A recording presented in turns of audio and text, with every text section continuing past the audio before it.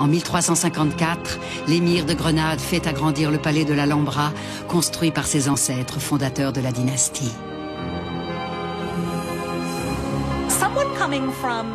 Les visiteurs venus du nord de l'Espagne ou de l'Europe, à la cour de Grenade, ont dû être tout à la fois ébahis et enchantés. Imaginez le spectacle, de vastes bassins, les fontaines jaillissantes, l'odeur exquise des orangers arborant des fruits gorgés de soleil. Jamais ces voyageurs n'ont vu pareille splendeur.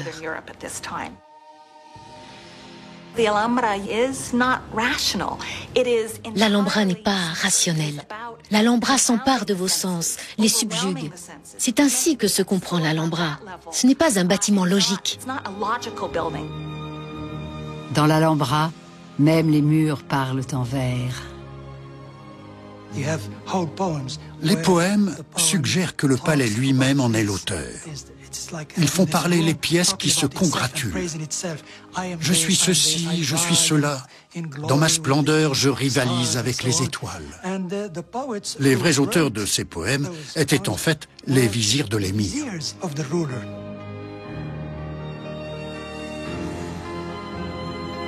Je suis un jardin que la beauté apparaît. Mon âme sera si tu as vu cette beauté. Ô Mahomet, mon roi, je veux égaler la noblesse suprême de ce qui est ou a jamais été. Je suis une œuvre sublime et mon destin est de briller plus que tout ce qui dans l'histoire a brillé. L'Alhambra et l'émirat de Grenade reflétaient un islam d'ouverture, accueillant aux influences, disponible au dialogue avec d'autres cultures, qu'elles soient chrétiennes, juives ou d'ailleurs en Occident. Par la suite, l'islam s'est replié sur lui-même et a fermé ses portes, ne voulant plus rien savoir du reste du monde. Par sa beauté, l'Alhambra nous rappelle tout ce que l'on gagne à avoir un esprit ouvert. Les artistes et artisans de Grenade sont célèbres pour leurs talents incomparables, même auprès des rois chrétiens. Ils ont fait venir des musulmans pour transformer leur palais. Ils ne voulaient pas d'ouvriers chrétiens, ils voulaient les meilleurs. Le roi Pierre Ier de Castille engage des artisans de Grenade pour transformer son spacieux palais de Séville, l'Alcazar.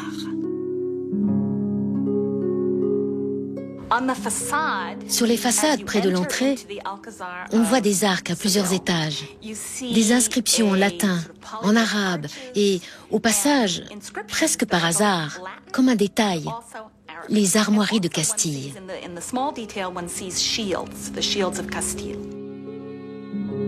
Dans chaque cour et sur chaque mur, le palais chrétien exprime toute l'opulence de la culture d'Al-Andalus. Les souverains de Castille n'ont pas transformé l'Alhambra en un château chrétien sombre et froid. Au contraire, ce sont eux qui ont adapté leur style de vie au palais et vécu de plus en plus comme leurs voisins musulmans. La religion n'était donc pas un obstacle au luxe. Le trésorier juif du roi Pierre Ier, Samuel Halevi, s'adresse à des artistes de Grenade lorsqu'il fait construire la magnifique synagogue du Transito à Tolède.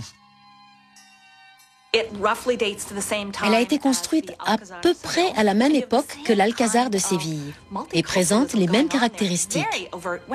Regardez les murs. Vous y verrez des inscriptions en arabe et en hébreu et les armoiries de Castille. C'est une même culture qui s'exprimait en plusieurs langues et plusieurs pratiques religieuses.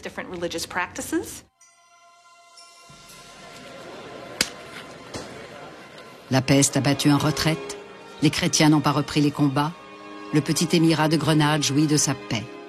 Musulmans et juifs prospèrent ensemble dans les derniers vestiges d'Al-Andalus.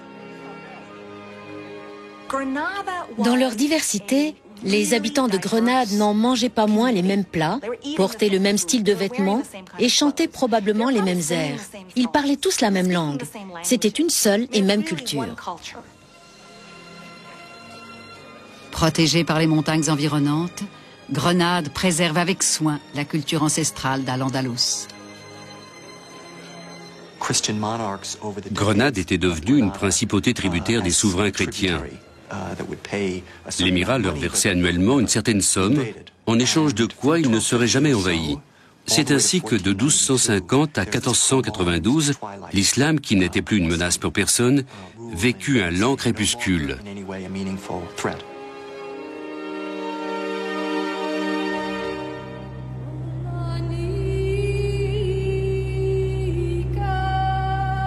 Au XVe siècle, Grenade n'a pas seulement survécu à la reconquête chrétienne de l'Espagne. Elle a, en temps de guerre et de peste noire, bâti des édifices prestigieux et donné de grands poètes. Mais les jours du magnifique royaume sont comptés. Les partisans de la conquête et de la purification se font à nouveau entendre. En 1453, un événement a secoué toute l'Europe. Constantinople est tombée aux mains des Ottomans. La plus vieille cité chrétienne d'Orient est devenue musulmane.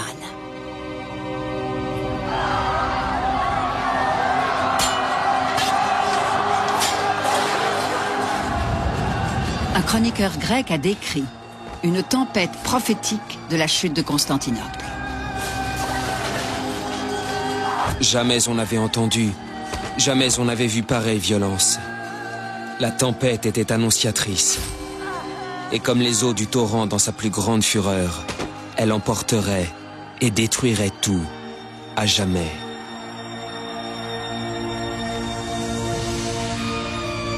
La victoire musulmane sur Constantinople et l'effondrement de l'Empire byzantin sont un choc pour les chrétiens en Europe. En 1469, l'Espagne chrétienne resserre alors les rangs. Isabelle de Castille et Léon épouse Ferdinand d'Aragon. Pour la première fois en 8 siècles, les royaumes chrétiens d'Espagne sont unis.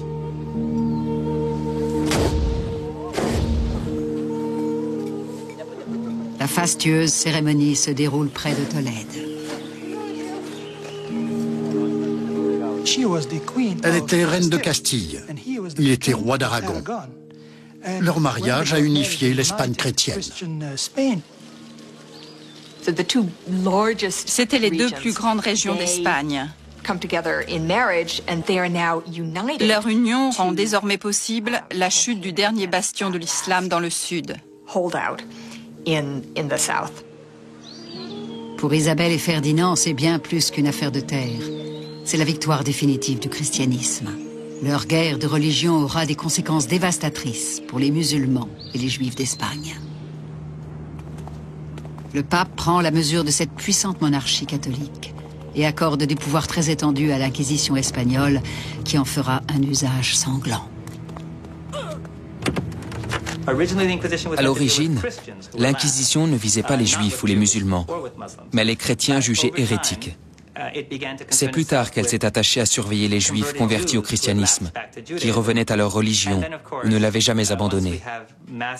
Puis elle s'est intéressée aux innombrables musulmans convertis, les morisques. Eux non plus ne renonçaient pas à l'islam.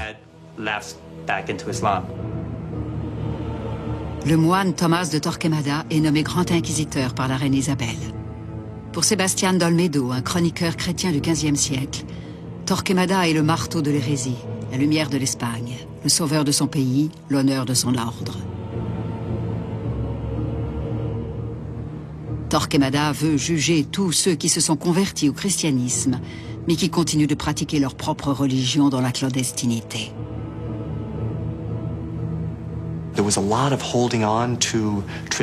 Pour toutes sortes de raisons, l'attachement aux traditions religieuses restait profond.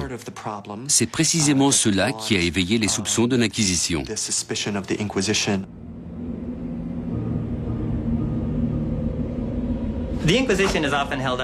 L'Inquisition est souvent perçue comme le symbole le plus fort des horreurs de la société chrétienne, qui s'est affirmée en Espagne à la charnière du Moyen Âge et des temps modernes.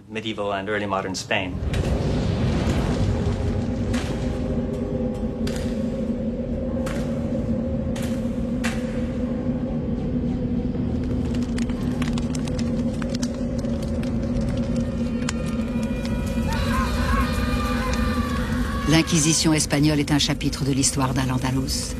En quelques décennies, le rêve d'Isabelle et de Ferdinand d'une Espagne chrétienne unifiée devient réalité.